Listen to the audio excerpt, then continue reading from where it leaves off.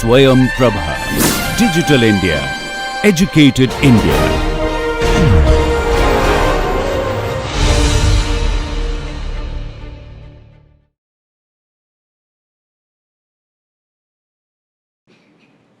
Now I'm going to try and answer the other question, which is sometimes we don't necessarily just want to get a range for mu, but we might want to hypothesize that mu is equal to a certain value. Okay, and if we hypothesize that mu is equal to a certain value, what can we say? Can we say it's likely to be, or can we say it's not likely to be? Well, the very least what we can do is we can look at the data that we got and say what is the probability that we could have gotten this data if this hypothesis is true. Okay, but let me give you a very simple hypothesis. I'm going to say that I'm going to hypothesize that mu, which is my population parameter, is less than or equal to a certain number. So let's pick that number. Okay, so I have taken a certain value mu and I've hypothesized that mu is less than or equal to 210. Okay, which means my alternate hypothesis, which should be mutually exclusive and collectively exhaustive, can be that mu is greater than 210. So how did I decide 210? Well, that comes through various channels. Sometimes it comes from a business need, sometimes it comes from a research need, sometimes it comes from a benchmark that's been set up, sometimes it comes from a legal need. Okay, different real world phenomena motivate the proposing a hypothesis with different values. Okay. So what I'm going to do, and this is a general rubric for all hypothesis tests, I'm going to do two different things. One is I'm going to do some basic calculations on the data that I have. So I'm going to take the data I have, I'm going to add some numbers, I'm going to divide some numbers, I'm going to do some basic arithmetic on the data, and I'm going to create this one number that comes from doing all my arithmetic operations. I'm going to call this number the test statistic. Okay, I'm going to take this test statistic and keep it aside. So this I'm going to keep in my locker for now. Okay, now I'm going to wear my theory hat on. So first, what did I do? I put my practical hat on. Somebody came and gave me a data set. I immediately took the data set, I added numbers, divided numbers, multiplied numbers, did some of this stuff and created something called a test statistic and kept it to the side. Now I put my theory hat on and I say, if we assume that the null hypothesis is true, okay, and you make some assumptions about the distribution of various variables. You believe central limit theorem is true. You do a couple of these things. Okay. Then I'm going to argue theoretically that the test statistic should be no different than drawing a random number from a particular probability distribution. Okay. I'm going to repeat this. That was a lot of words, I understand. So first, what you have is you got some data. You take the average of the data, you might subtract some number from it, multiply some number from it. There's a reason for doing all of that. We're going to come to that. But you do all of this, and what you have left is a number. You keep that number aside. Then you reason. You reason theoretically, and you're going to see that reasoning that I'm going to do in a second.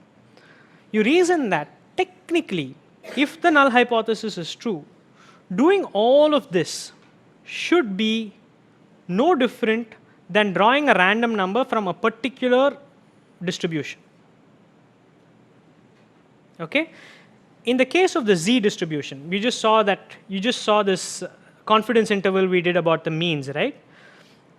In this case, for instance, we're going to say that this is a Z distribution, or rather, the test statistic that we have computed out here, which is a number that we have computed, should be no different than taking a random number from this distribution. So how is it? I mean, why is it? Why is it that if the null hypothesis is true, then doing these operations should result in a random number being taken from the normal 0, 1 square? Well, let's take a look. In other words, why is the Z-stat a Z distribution with normal 0, 1 square? Okay, we had, let's say, some original distribution. What can you tell me about the original distribution? Well, technically the original distribution does not have to be normal. I've made a normality assumption here, but we can scratch that out. So let's scratch that out. Okay, so it's some distribution, but what's its mean of this distribution? Well, it's kind of on the board, it's mu naught, right? But why is the mean of this distribution mu naught? Remember I asked you to do me a favor in saying that we have to, if we assume the null hypothesis to be true, remember we said if that null hypothesis is true.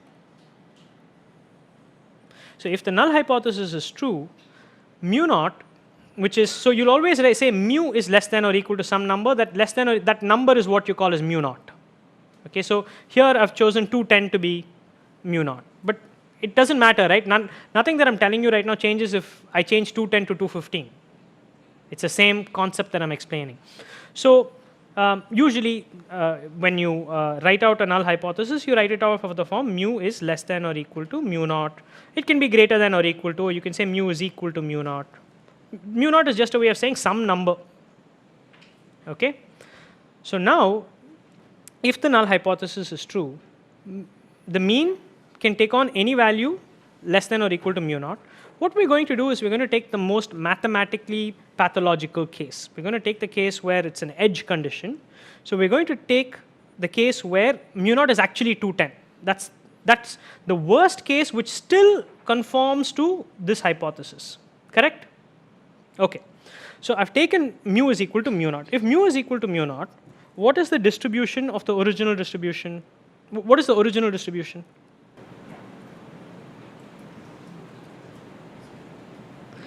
We don't know what shape it is. We don't care what shape it is. We know its mean must be mu naught because we're saying if the null hypothesis is true. Let us say the standard deviation is known. We're going to make that assumption that the standard deviation is known and the standard deviation is sigma. This is all true only if we know the standard deviation. Okay? Now, what is the distribution of sample means here? Normal. Okay. With what mean? Mu naught, right? So if I take a sample from this distribution and take the mean, what would the distribution of that sample mean be? Have a mean of mu naught. What would the standard deviation of that be? Sigma by square root of n. So x bar is distributed as normal mu naught comma sigma by square root of n. Everybody on the same page till now? Okay. Now what happens if I subtract mu naught from that? What distribution would I have? I take this distribution of x bar, which is normal with a mean mu naught comma sigma by square root of n. If I subtract the value mu naught from it, remember mu naught is a number. So you had a distribution mean 210, standard deviation sigma by square root of n. Now you go subtract 210. From a particular variate, you'll have another number. But from a random variable, if you're just taking a number, a fixed number away, what does it mean? It means you have another random variable, right? Now, how should the shape of that other random variable be? It will be the same shape and everything of the same. It will just move on the number line. That's all happens. So now you have this new thing. And what is this random variable? This is nothing but x bar minus mu naught. Correct? This is the distribution of x bar minus mu naught. X bar minus mu naught is distributed as normal 0 comma sigma by square root of n. Fair enough? Now it turns out if you multiply or divide a random variable, for instance this rule of subtraction that I told you, when you subtracted the mean shift, that is not true only for normal random variables. For any random variable, you take a number and you just add or subtract a number, you're just moving that random variable on the real number line, right? Same way, if you had a random variable, and let's say, so random variable x, and let's say variance of x is a. Okay? What is the variance of k times x, where k is a constant? It's k square a, right? So if it's a standard deviation, it would have been k times a. Okay? And now because this distribution's mean is 0, the mean is not going to get shifted because of the multiplication. So if I take that x bar minus mu naught and multiply it by 1 by sigma by square root of n, or in other words, just divided by sigma by square root of n, what should I get? Normal 0, 1 square. In other words, I took this distribution and multiplied. I took the variance of x. So x was the random variable. Its variance was a, or in other words, its standard deviation was square root of a. I multiplied it by 1 by sigma by square root of n. So the sigma by square root of n and sigma by square root of n got cancelled, right? And so I was left with a normal 0, 1 square. So this is nothing but the result of x bar minus mu naught by sigma by square root of n. So in other words, what I get is if I do this calculation, if I choose to do this calculation, this x bar minus mu naught by sigma by square root of n, and if I believe in the central limit theorem, if I conjecture that the null hypothesis is true, if I make a hypothesis that if it is true, then in reality, this x bar minus mu naught divided by sigma by square root of n, which is a number that I calculated and kept in the locker, should be no different than a random number taken from a normal 0, 1 squared. Now, what I can do is, I can now say, what is the likelihood? So I've gotten some number. When I did this, I got this number. Let's say I got 1.2. Let's say I got minus 1.7. Let's say I got 2.3. I got some number, right, that I stored away in the locker. Now I can pull that number out and say, what is the likelihood of seeing a number like this from this distribution? Except you already know the likelihood of a particular value from a distribution is 0. From a continuous distribution, the likelihood of you getting a particular value is 0. So we modify the statement. We say the probability of seeing a value as extreme as this, if the null hypothesis is true, that gives me the likelihood of seeing this kind of data. So I'm going to quantify the likelihood of seeing data like this by saying what is the likelihood of seeing a value as extreme as this if the null hypothesis is true. Now this is what we're going to call as the p-value. Now if this p-value is low enough, we're going to reject the null hypothesis because we are saying the probability of seeing this data, if the hypothesis is true, is so low, so maybe the hypothesis is not true. Okay? The only thing left for you to do is now to take this value. Just remember, in this step, you're not doing anything. This step is just to illustrate the logic behind what you're doing. All you're doing is you're calculating something in this step. Then you're taking this number and you'll be plugging it in out here. Okay? You're going to take the Z tables, or you're going to use Python or Excel or R or whatever it is, and say, hey, this test statistic that I calculated, what is the likelihood of this test statistic or something more extreme than this coming from this normal 0, 1 square distribution? And you're going to use that as grounds to either reject the null hypothesis or fail to reject the null hypothesis. Now, it turns out that, of course, it's in terms of truly understanding it, how you define the probability of seeing a value as extreme or more extreme really depends on how you formulated the hypothesis. So let's take an example. If, let's say, the z-stat computed to be 1.2. Take this. Okay, if the z-stat was computed to be 1.2, that's just a particular number, you might want to reason saying, so that 1.2, probability of getting a 1.2 from a normal 0, 1 square is 0, because 1.2 is a specific number. So you'll have to say, what is the probability of getting a number like 1.2 or more extreme than that? And what is extreme gets really defined by what the null hypothesis is. So for instance, if the null hypothesis is that mu is less than or equal to 210, so if this is the null hypothesis, then what would be some values of x bar which would be perfectly normal, perfectly acceptable? If you saw some x bar values that was about 25, if x bar was 25 and all your x's were 25, is that something that violates this hypothesis?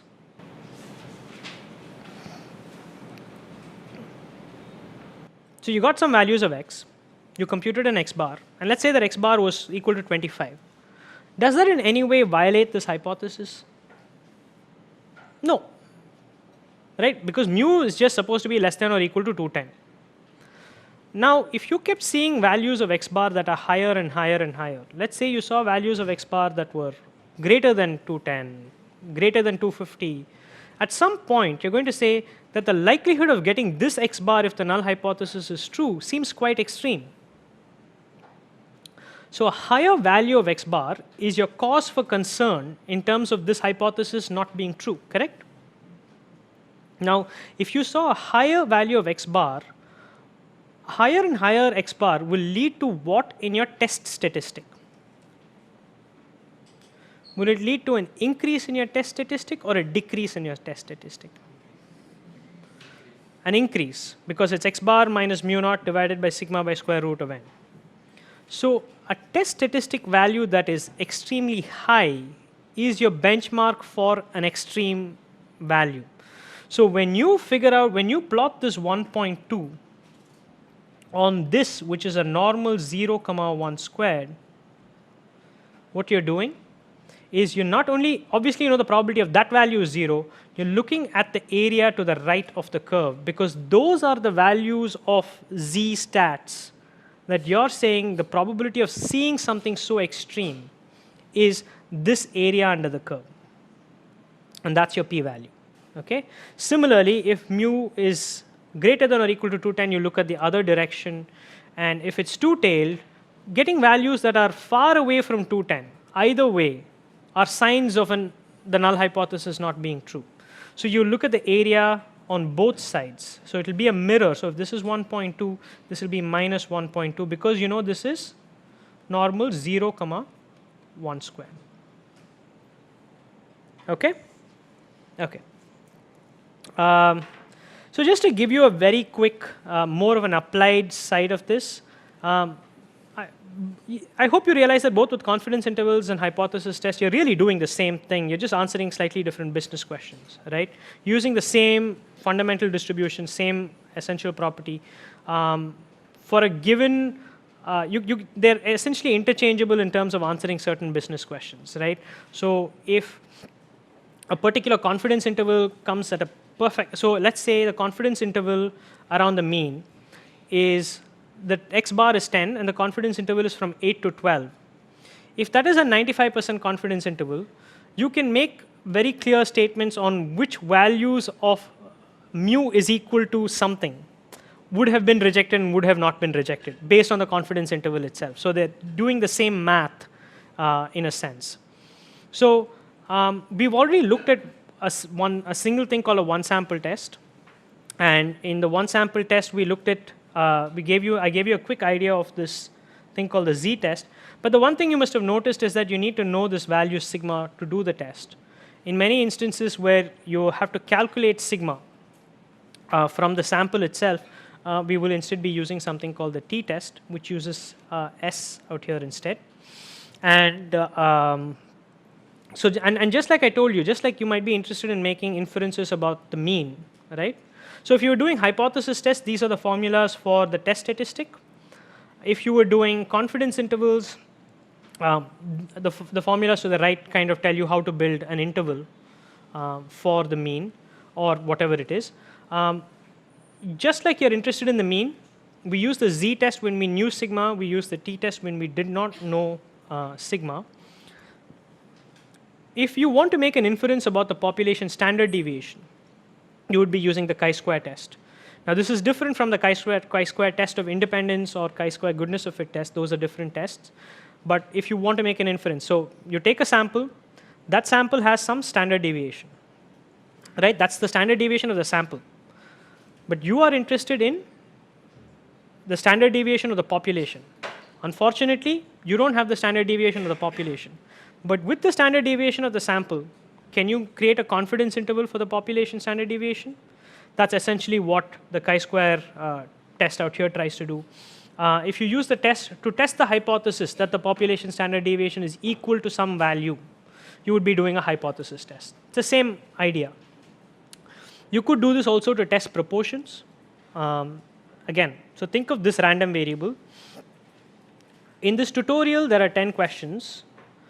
And you have this random variable which is the number of questions that you'll get correct as a proportion out of the 10. Right? Now, if I were to take 1 or 2 or 3 of you as a sample, each of you will reflect some proportion. I can take let's say I take the first bench 5, and I take the proportion that each of you got, and I can just say that's descriptive statistics. But I want to say something in general about the proportion of people who will answer this question either in the population or in general if I give a test like this. After watching this video, in general, what proportion of people will answer this question? So again, I have a sample proportion. Can I build a confidence interval around the true proportion, which is the number of people who will answer the questions correctly? So again, there you can build a confidence interval. So almost anything that you can think of as a random variable, where you are getting a sample from the random variable, but you want to say something about the parameter that was involved in the random variable that created this sample, you can build confidence intervals for that. And this can easily be extended to the 2 sample case, where sometimes you just don't have one sample, right? Sometimes you want to actually compare 2 samples. So you can say people who have taken this course and given this test versus people who have not. So you have 2 sets of samples and 2 populations. Again, you can hypothesize something about these 2 populations. Remember, you're not hypothesizing anything about the sample. The sample I can just compare and give you some numbers, right? But if I wanted to hypothesize something about the populations, I can say, is the mean of this population equal to the mean of this population? I'm saying each individual experiment will have a different outcome. If I take one particular question paper, the proportion of correct answers will be different from another question paper. That's the random variable. But I'm interested in comparing. So I understand that it's a distribution already. But I'm interested in comparing the mean of this distribution versus the mean of the distribution of people who did not take this course. In both cases, do I know the mean? No. In both cases, do I have a sample? Yes. In both cases, from the sample, can I compute proportions of those 2 samples? Yes. If all I do is report those 2 proportions, I'm doing descriptive statistics. But I can build a confidence interval around the difference between the 2 proportions. Right? I can create a hypothesis to see, are these 2 proportions the same? So, and you have some different variations of this. If you compare the 2 variances, it's called an F-test. And even with the t-test, you have some simple variations. Of course, when you have multiple samples, this gets extended to things like analysis of variance and the chi-square test of independence. But these are just some to give you a flavor of the scope of inferential statistics. Hopefully, just the understanding of the one sample z-test in terms of confidence intervals and hypothesis tests gives you some kind of a bedrock that there is some logic to this. If I just have 2 to 3 more minutes, one thing I want to do is give you some feel for the central limit theorem itself, right? Because we briefly spoke about it. I said you'll kind of have to believe me when I say it's true. And I'm still going to pull the same level of trickery, which is to not prove to you anything, but instead to show you that, you know, it does actually kind of exist, and you can kind of see it in the real world. So the central limit theorem kind of, we discussed, said that if you aggregate a sufficiently large number of independent random variables, the result is a random variable which is approximately normal, right? I purposefully use this term aggregate because most text definitions would be perhaps the sum of, but it turns out that you wind up using the mean more often, and the mean is nothing but the sum divided by some constant. Okay, so let's take something that is really not random, and let's see how aggregation has an effect. Okay, so let's take rolling a single fair dice. So it's fair in the sense it's not a loaded dice, it's not rigged in any way. So what is the distribution of rolling a single fair dice? First of all, is it discrete or continuous? Discrete. So is one number more likely than the other number? No. So you'll have something called a probability mass function for this. And it turns out that this is one of those f of x's, which is not a function of x at all. It's just 1 by 6. There's no x showing up in the formula anywhere. So it's a discrete distribution. If it's 1 by 6 for each of those numbers, I can kind of plot it in this graph. I've tried to plot 1.166667 or whatever, and this is the distribution. Okay. Now what I can do is I can roll the dice twice, and I can add the two numbers that come from rolling the dice, right? So what happens when I do that? First of all, can you tell me what the state space is for rolling the dice twice and adding the two numbers?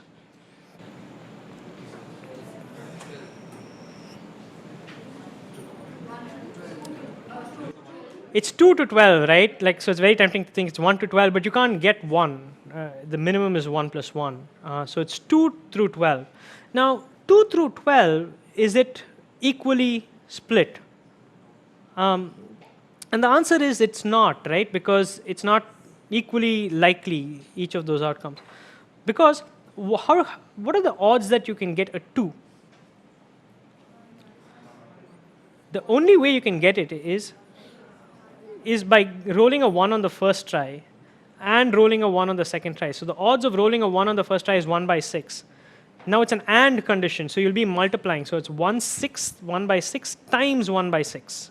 So that's 1/36th of a chance of actually rolling a 2 in 2 rolls of a dice, getting a 2 after 2 rolls of a dice. Your random experiment is now rolling, catching, rolling. Think of it as that, or think of it as 2 guys rolling at the same time. I don't care, right? But this experiment, at the conclusion of this experiment, the outcome called 2 is 1/36th. Now, is it 1/36th for getting a 3? No, it's different, because now you could have gotten a 1 in the first roll and a 2 in the second roll, or gotten a 2 in the first roll and a 1 in the second roll, in which case it's 2 by 36. Now, what about 3?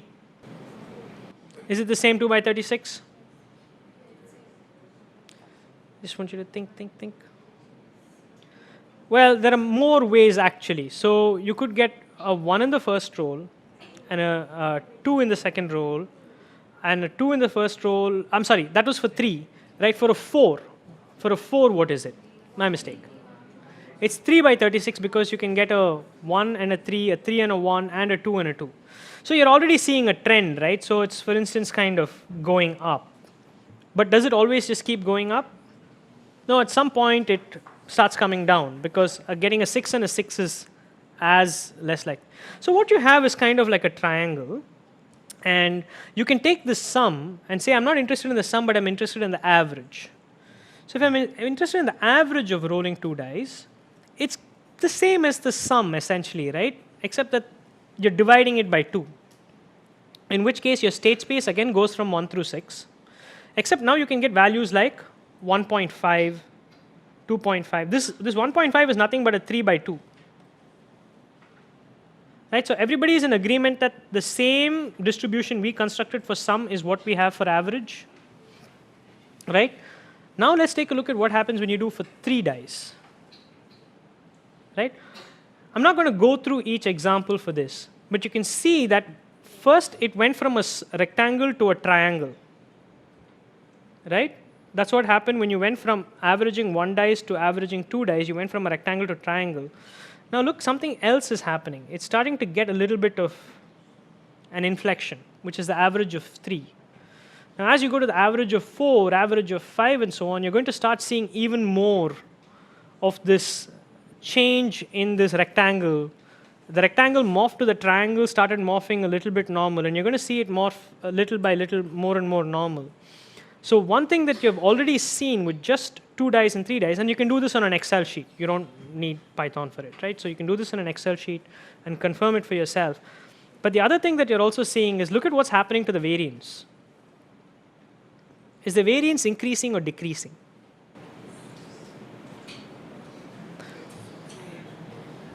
So for the rectangle case, it was like this, 1 through 6. So this is average of 1 dice. So this is 1, this is 2, and this is 3. So what's happening to the spread? Do all of these have the same mean? The mean is not changing. You remember the distribution of sample means? The mean is still the global mean, 3.5. But what's happening to the standard deviation? It's not only changing, it's steeply coming down, right?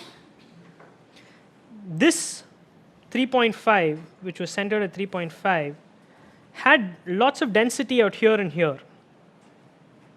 Now the density on the extremes have come down, and the density in the center has gone up. The density out here has come down even more, gone up. You're seeing not only the effect of central limit theorem, where things are starting to look normal, but you're seeing the effect of the sigma by square root of n also kicking in, right? Because the standard deviation of this distribution is equal to the standard deviation of the original distribution divided by square root of 3. This would have been sigma by square root of 2. This is sigma by square root of 1, which is nothing. Ultimately, if you took infinite samples, you would have a value 3.5, and that would just be in a single location. Okay? Okay, we'll stop with that. Thanks.